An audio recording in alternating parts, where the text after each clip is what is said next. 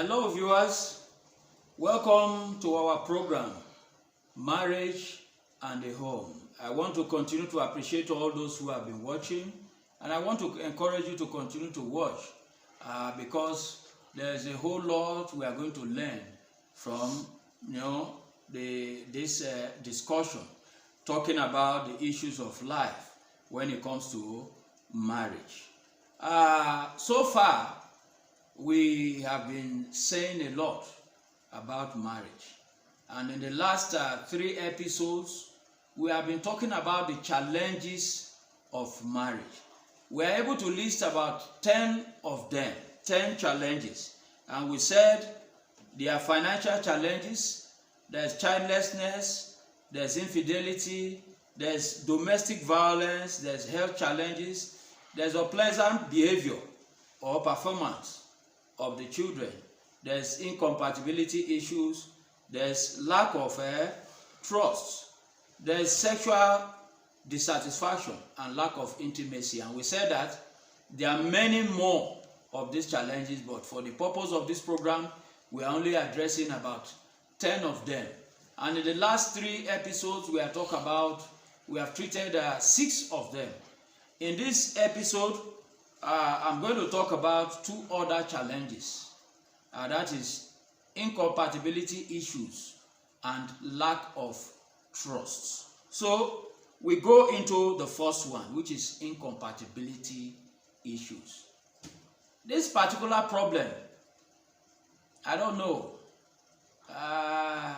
if I should say this one is very common, or this is the reason why a lot of couples are separating these days. You find a lot of separation and divorce. When they get married after some time, they say that they can no longer live together.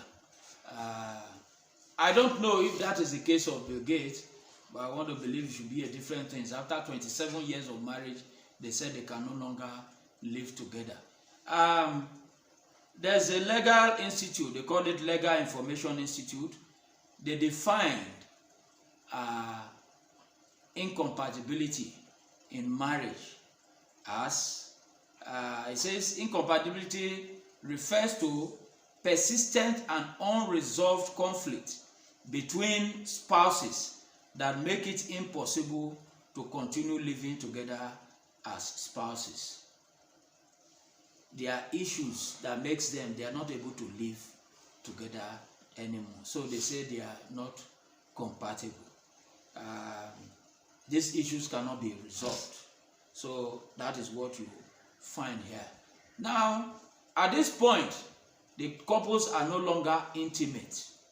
If there are things that will make them not to be able to live together again, that closeness is not there again. They are no longer intimate.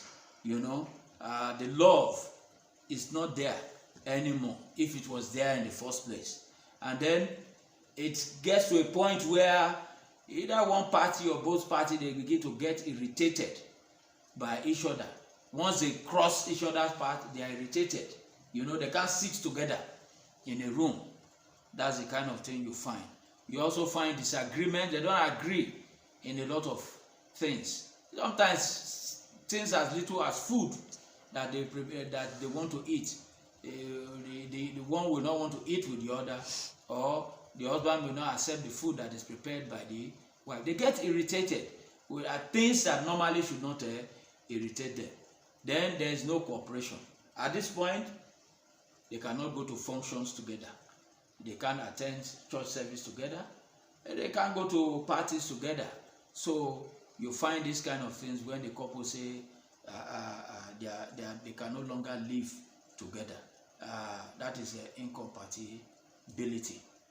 Now, when there is incompatibility, you find unhappiness. With all these things, they cannot be happy with each other. You find unhappiness. Sometimes the problem may be coming from one person, and it's the other one that is irritated. They will not be happy. Both parties will not be happy with each other. Then there could be depression. One party is tired of the marriage, or both parties, they are tired of the marriage. Seeing each other makes them depressed. then at this point there's hatred. They begin to hate each other because they can't stand each other. They cannot be in the same room again. And this will lead to quarrelling. They begin to quarrel all the time. There's frequent quarreling. And when it graduates from that point, there could be fighting. So much fighting that at some point they will have to consult a lawyer and say, look, I want a divorce. We can't continue again. I'm tired of this marriage. It's not going to work. And then what you find is that they separate. A number of reasons are responsible for incompatibility issues. This will be discussed in future episodes. And there are different consequences from the problems of incompatibility. Also, there are different causes, but we are going to discuss it at a later time. Let's look at another one. Lack of trust. Yes, this trust, the word trust is self-explanatory. As it implies, there's lack of trust from one person to the other. A person, maybe because of some things that the other party has done. So, and this happens a lot in a lot of marriages. I hear some people say, some women will say, all men are the same, which means they have already built some kind of mindset towards the men. So that means some women don't trust all men. They are just like that. So just leave them. A man will go cheat, he go cheat, go do this, go do that. All men are liars. On the other hand, you will see some men who will also say all women are liars. Some will say all women, they are cheats, they are promiscuous, all those kind of things. These are not good because you already have this preconceived in your mind before you get married, and it's going to cause a whole lot of problem in your marriage. Where there's no problem, you have already created problem. This is one aspect of trust that is not good. In some cases, it's because of what their husband or their wife has done that made them not to have trust. Maybe the woman has caught the man cheating, and because of that, it's difficult for her to trust him again. Or the woman is overinflating the cost of things she used to buy when they give her some house allowance. The man cannot trust. I've seen some men who go to the market themselves to go and buy tomatoes, buy pepper, when their wives have the time to do all these things. It is because of lack of trust. They cannot give their wife money again. They are afraid that the woman will overinflate whatever she's buying. So you see all these kind of things. When there's no trust in a marriage, it is not good. When there's a partner does not trust the other, you find resentment. The partner is no longer happy with the other person. No matter what the person does, the person will begin to get irritated. If possible, there might be hatred also. That is when there is no trust. There will be arguments as well. You will say, this is how much I bought this not today. Or I didn't see, it's not me that you saw. I don't have anything to do with that woman. That's all I'm going to talk.